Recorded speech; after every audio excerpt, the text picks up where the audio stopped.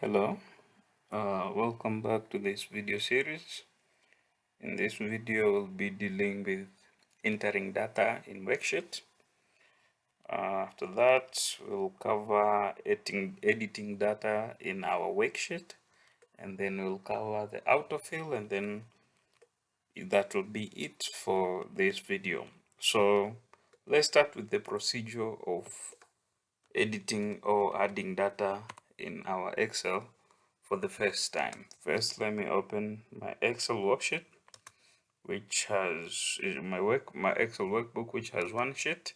And the first step is click the cell where you want to enter data.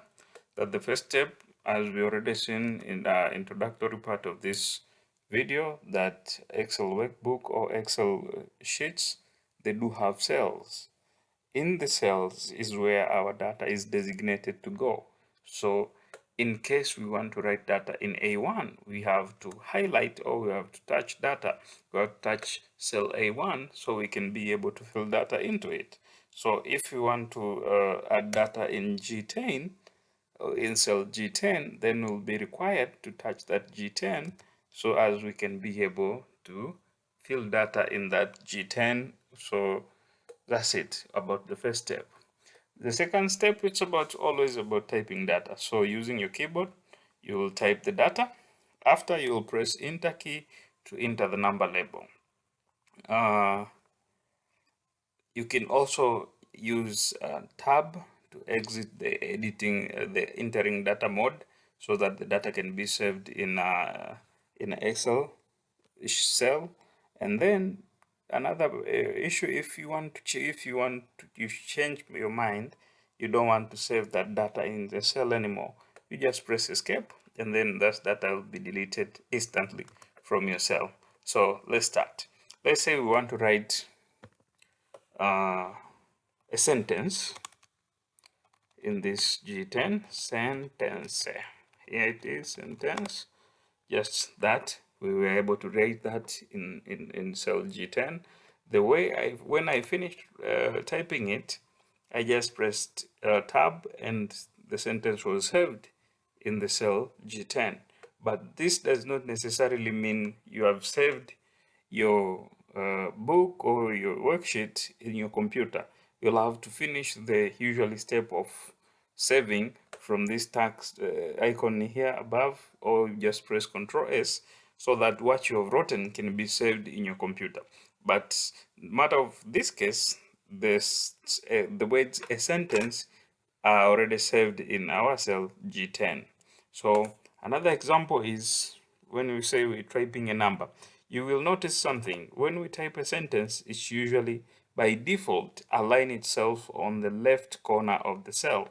But if we type a number, let's say 8, and then we press enter, it's align itself on the right corner of the cell. So when these numbers are, this is the difference between when you enter words or text, the strings, which Excel recognize them as strings, they will be always on the left.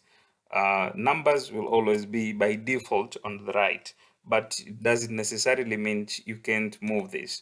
For example, this 8, by default, it's on the right, but I could choose to center it, or I could choose to put it on the left. But by default, Excel usually put it on the right for the number, and words, they're usually on the left.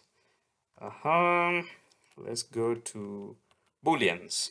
So we entered the text and we entered values. Let's numbers. We'll see how we can enter a phone number successful and saving that front zero, the beginning zero of a number. Usually in Tanzania we start with the 0. So let's start with a false and see how that boolean words are being saved. You can see it's false, you're usually in the middle. So boolean value, they're usually in the middle. Date by default is on the right because it's considered it's a number. So these are just precautions so that you know how your data is. But let's learn how to format the data. So let me create a little table here. Okay. Let's say date. Let's say name. So we learn how to feed data. Let's say phone number. phone number, and we have gender. So from here, we usually with date, we prefer you use date picker to feed data like date, so you don't interchange the month and date, because usually we do interchange those two. Month and date can be interchanged way so much that when you feed data, it become incorrect data. So we usually prefer to use either this function now, which will enter date, and then, or simpler for just using one hand operation, we just, let me delete that, come to date here, let me go back to here and use date. This is a date picker tool which has been added to Excel. So if I use my date picker tool, my date will be automatically added to my worksheet. But usually names, we'll have to type them. So let's say Hilda Kushinda. Phone number, let's just type anything. Usually phone numbers international, they start with 255. That has no problem in Excel. It can be saved that way. But usually, for example, in Tanzania, our numbers usually initially they start with zeros. So usually in Excel by default it treat zero as a number which should not be it has no meaning if it is in the front of the number. So for example, if we wrote 0762 222 222 and press enter to save our data, you will see the zero in the front of that number has been ignored, since it treats that number as a number which should be involved in a calculation, which means zero in the front of that number is negligible, so that it doesn't require to have that number. But if you want to store phone number in our Excel worksheet, will be required to format this column C so that it can accommodate the phone numbers in our sheets. So usually the best fix is using it as a text. Using it as a text, you see it will align it to the left, but will be required to re-add the zero that it dropped. And also after here, it will have a warning. Usually we don't prefer your Excel, after you're collecting it or you are giving it to your boss, to have a warning or to have any warning. Usually that is a bad sign that you have not done your work correctly. So with these phone numbers, if we already cross-check manually that this phone number is correct, then we can go ahead and check this warning. This warning usually say number stored as text. So it treat that number, it's a phone number, but it detect that this number has been stored with formatted as a text. So we can convert it to number, whereby it will drop that zero in the front, but we can ignore this error since we're pretty sure that this it's a phone number and it is correct. So another attribute to fill, let's say male. No, this name is for female. So let's just use the correct. Also, when we go to another line, we can pick our date and then name, let's say Fadhili Kushinda. Also here, since I formatted this column C using text, this time when I start typing with a zero in the front and 1 4 2 3 4 5 6 7, when I press enter, you'll see that number is saved with preceding zero in the front, and it has no problem. The only thing we'll have to be dealing with is this warning, whereby I'll show you how to remove this warning in a list, a number of rows, by highlighting several numbers of rows together. Let me add this. Let's say test name, and then let's say 07 86 1 2 3 4 3 that, and let's say male.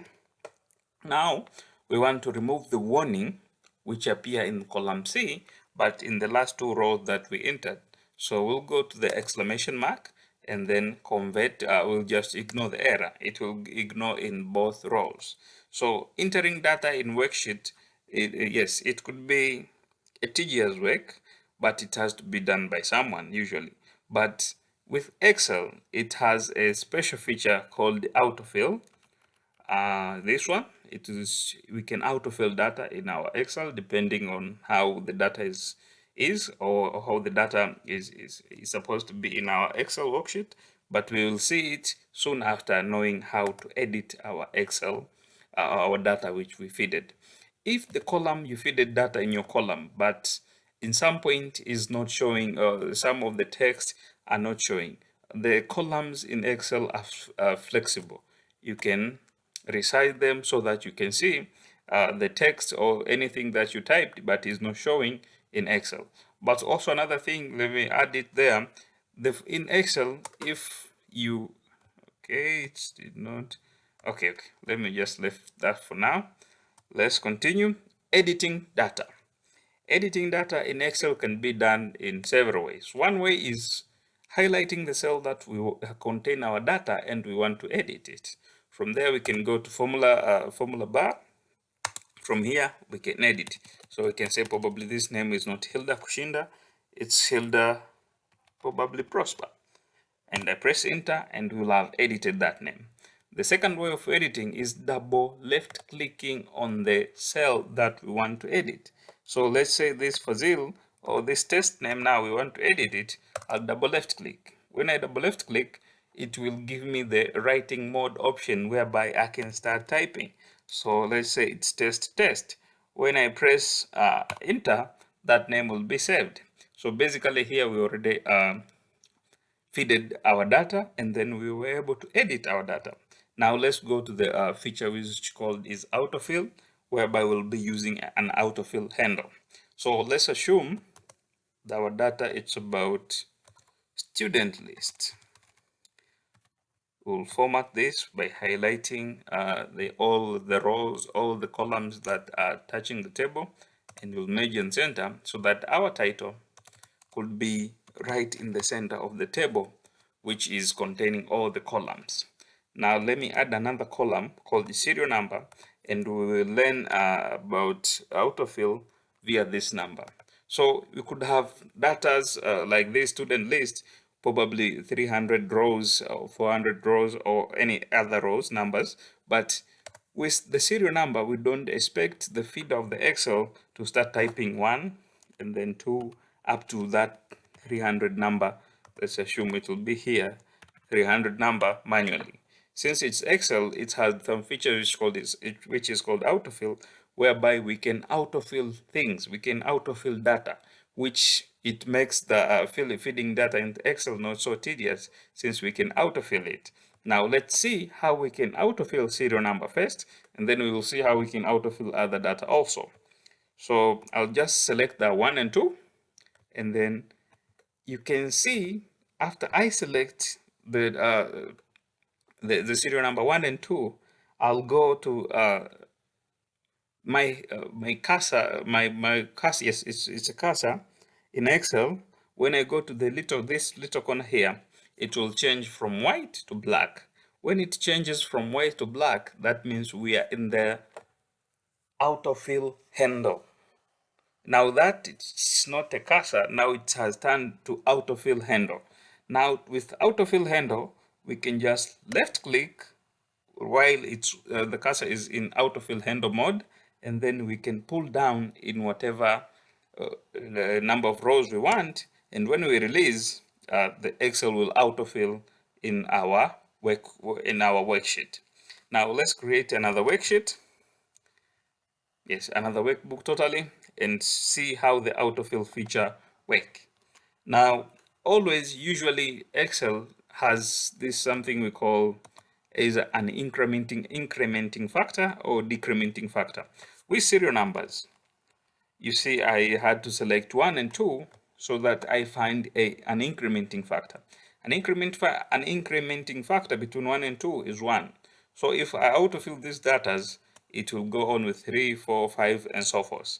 But if I have only 1 and I'm trying to autofill it, when I autofill 1, since there is no incrementing or decrementing factor, that one will autofill itself. It will basically copy itself through other rows down my Excel worksheet.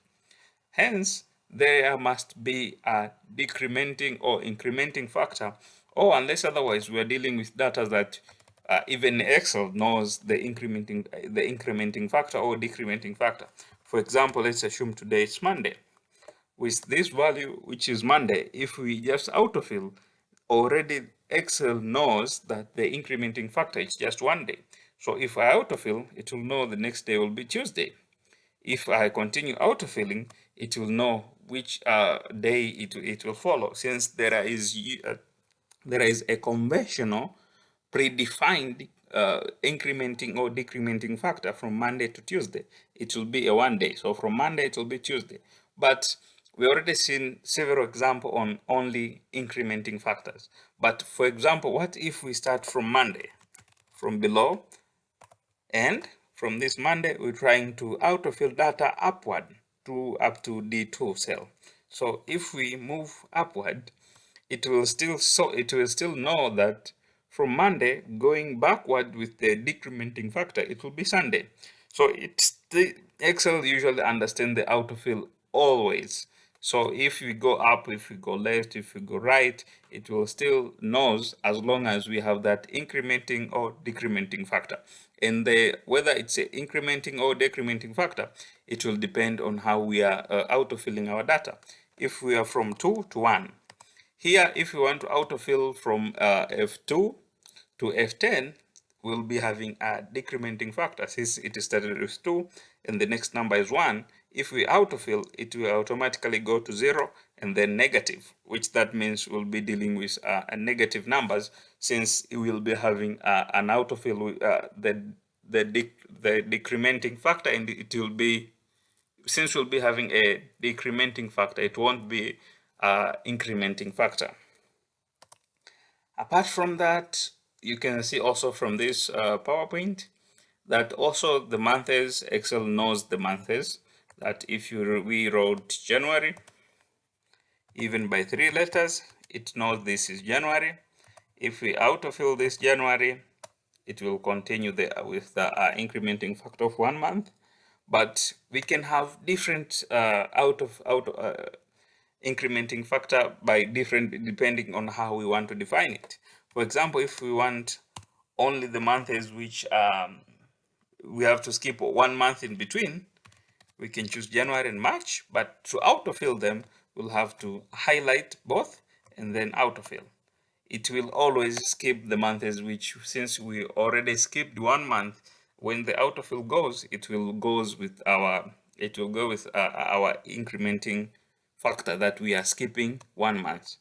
Well, with this case, it can be applied in any number, and plus this autofill feature can be applied to formula. When we started studying formula and function, it will still be applied to all those values also.